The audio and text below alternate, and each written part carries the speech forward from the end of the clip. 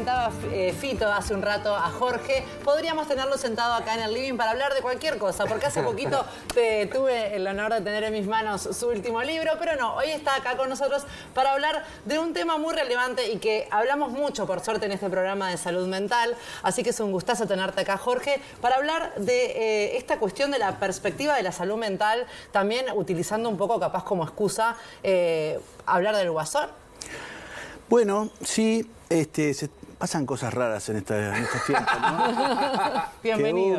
Gracias. Que un psicoanalista, digamos que pertenece más al mundo de la academia, termine hablando en un cine sobre una película comercial, pero que se relacione con la salud mental, es algo raro, ¿no? Está como mezclando mucho las cosas, ¿no? Lo cual no está mal.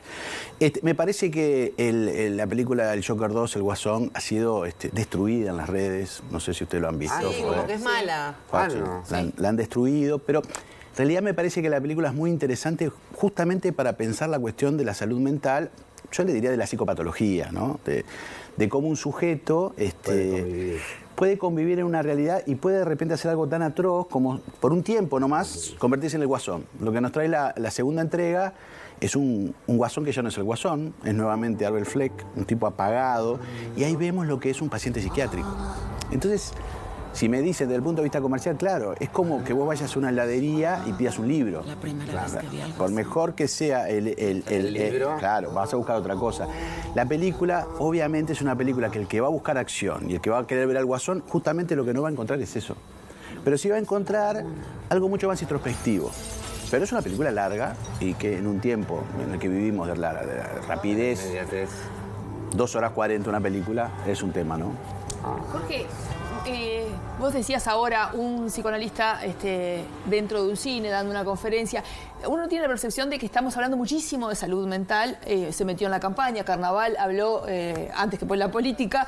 Pero no sé si sabemos tanto o hablamos sin conocer. Entonces, qué rico que haya un lugar donde encontrar un poco de realidad en esto en el que estamos acostumbrados a escuchar hasta publicidades, campañas públicas hechas por los propios ministerios.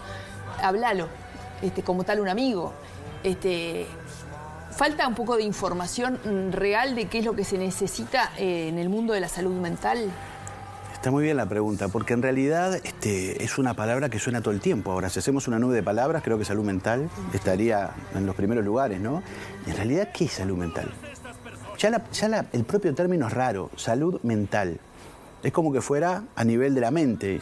Y la salud me parece que tiene que ver con lo emocional en todo caso.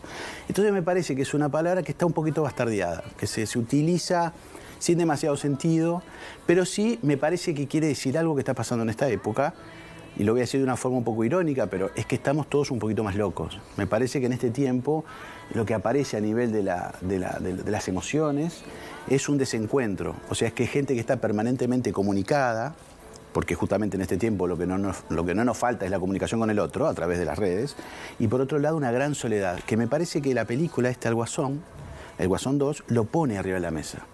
¿Qué hacer con esta gente que no puede hacer lazo con el otro? Que es el gran problema para mí de esta época, el lazo con el otro. Entonces, si tenemos que hablar de salud mental, yo lo ubicaría en ese lugar. No le llamaría salud mental, le pondría otro nombre. Parece que es como una palabra hasta vieja, es como, ¿qué pasa con el cuerpo si hablamos de salud mental?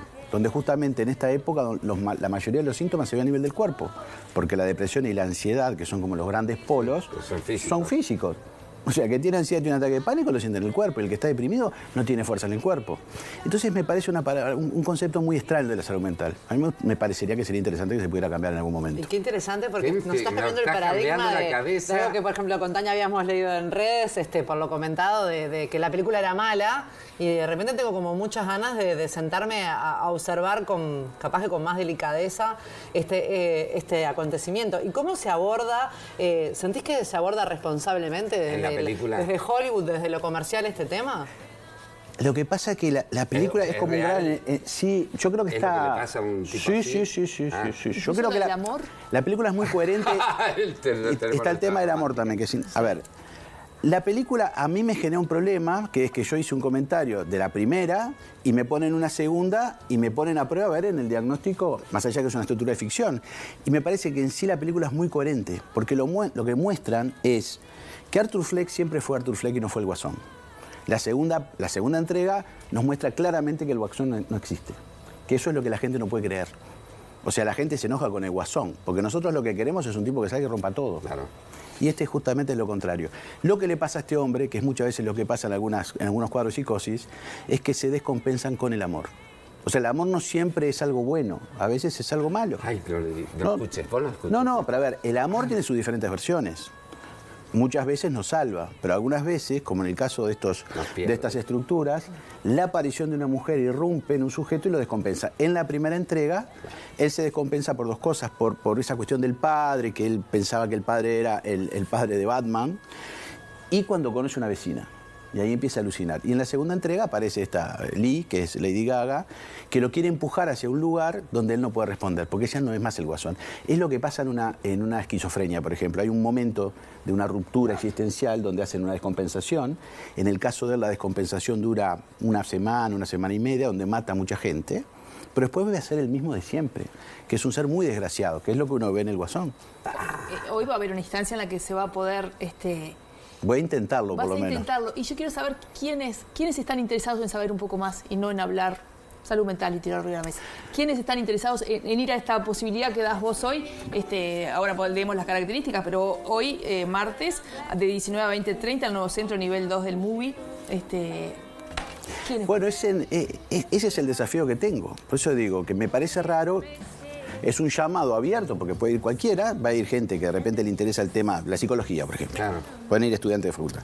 Pero de repente va gente que le interesa la película, o va gente que de repente lo tiene en la cabeza y dice, bueno, voy a ir a ver qué pasa.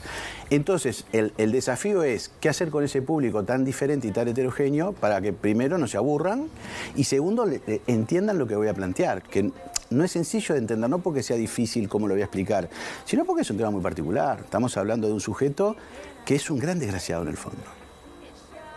Y nosotros lo que queremos es que sea malo, ese es el gran problema de esta época, ¿no? Por eso hay un tema que me parece que la película también lo tira arriba de la mesa, que es la cuestión de lo efímero de todo.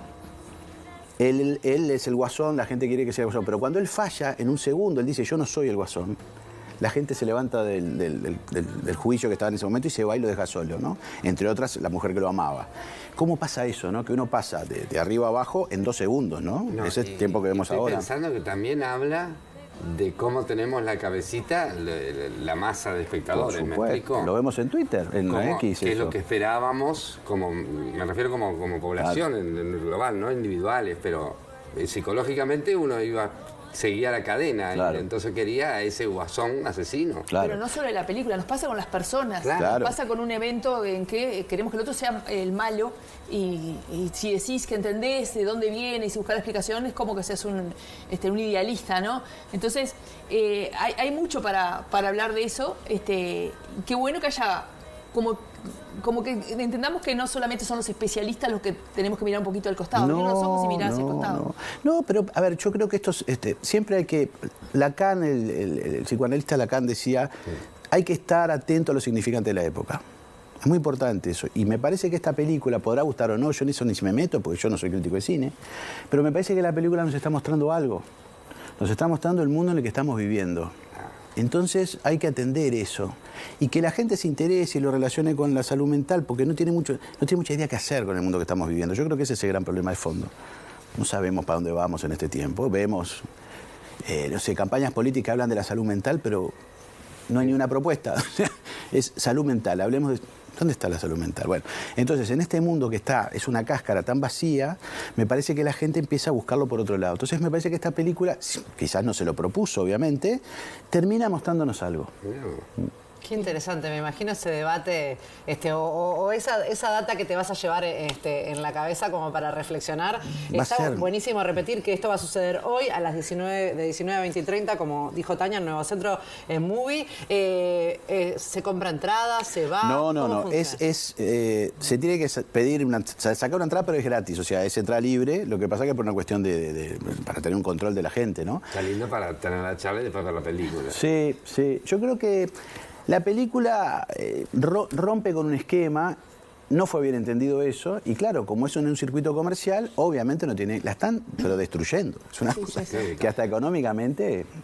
Hay otra conferencia mañana que vas a estar hablando mañana, que el nombre ya me sedujo, Alojar el Trauma. Ah, bueno, sí, están pasando cosas raras, sí, últimamente. Me invitan a hablar de lo que es las cuestiones de las emergencias, ¿no? Lo que pueden ser los desastres, qué hacer con eso, ¿no? Entonces a mí se me ocurrió llamarlo Alojar el Trauma, que creo que el gran problema que tenemos hoy es la dificultad de hablar, de tomarnos el tiempo para hablar de algo. Cuando estamos en un tiempo hiperconectados, es como bastante gracioso eso, ¿no? Entonces, lo que yo voy a hablar en esa conferencia es de la diferencia que pasó entre la tragedia de los Andes y las Malvinas, que son dos acontecimientos traumáticos vividos por gente muy joven, pero que en los dos casos se funcionó diferente. En unos, teóricamente, no enloquecieron, lo de los Andes, y los sobrevivientes de las Malvinas, muchos enloquecieron y se suicidaron. Entonces, ¿por qué en acontecimientos que son traumáticos pasaron cosas tan diferentes? Bueno, yo ahí argumento esto de alojar el trauma, que creo que la sociedad uruguaya en su momento a los sobrevivientes de los Andes les dio un lugar y pudo alojar el trauma de una forma que les permitió simbolizarlo, que es el gran problema de esta época del trauma, cuando no se puede hablar, cuando no se puede alojar. Va a ir un poco por ahí la conferencia, jugando un poco con estos dos acontecimientos que son tan conocidos, ¿no? Pero está buenísimo, más allá de esto que decíamos al principio, de poner los temas sobre la mesa. ¿Hay algo de todas esas historias que seguramente nos llevamos? Yo no leí tu último libro, mil disculpas, pero el anterior, el del elefante, me trajo un montón de cosas. Yo identifiqué la leona de mi familia. Digo, hay un montón de cosas que sin tener un trauma tan grande terminan hablando de uno. Por supuesto. Como ser individual hacia adentro para poder leerse, pero si no es así, para poder entender un poco al otro, para empatizar, para buscar esa convivencia que estamos necesitando y que, como vos decís, lo decís tan claro y tan fácil que parece, pero termina siendo el diagnóstico, doctor. Esto de que no estamos teniendo tiempo para hablar. No. Para hablar en serio. No porque vivimos corriendo. Es un mundo... Yo no estoy diciendo que este mundo es peor que el anterior, pero es otro mundo. Los padres antes dormían la siesta, se comía en familia... Otro mundo, no quiere decir que sea mejor, repito, porque si no queda como que soy nostalgioso y no es así. Hoy corremos todo el tiempo para pagar los objetos que consumimos.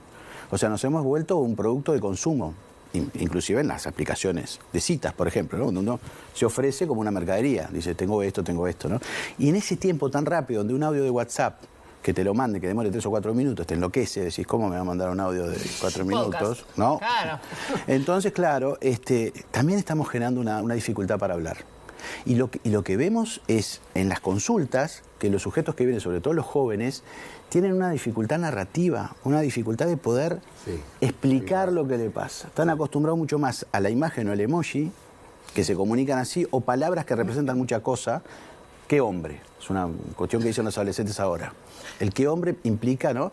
También me explicaron que un fueguito, 2 fueguitos implican diferentes cosas. O sea, hay todo un universo del lenguaje que no es el de otra época. Entonces también eso dificulta el poder expresar una idea. Qué brutal. Qué maravilloso. Señores, están hechas las invitaciones para hoy. Y la de mañana. Y mañana, ¿dónde es? ¿Dónde es? Mañana ¿no? lo organiza el SINAE y es en la Torre Ejecutiva, tengo entendido. Sí, creo que es a las 12 del mediodía. Está saliendo. Ahí está. Anexo del Torre Ejecutiva. Ahí está todo saliendo. Bafico, un día vas a tener que venir a Entrevista Central porque Cuando tenemos quieran. que conversar mucho de vos y de todo lo que representa tu camino. Cuando quieran estaré por acá. En los medios y en nuestra sociedad. Muchísimas gracias. Yo le ofrecería al aire una columna todos los días, pero bueno, está. Él tiene columna en todos lados, es un crack. Bueno, lo robamos. Muchísimas gracias. Muchas gracias. Señores y señores, nosotros vamos a ver nuevamente por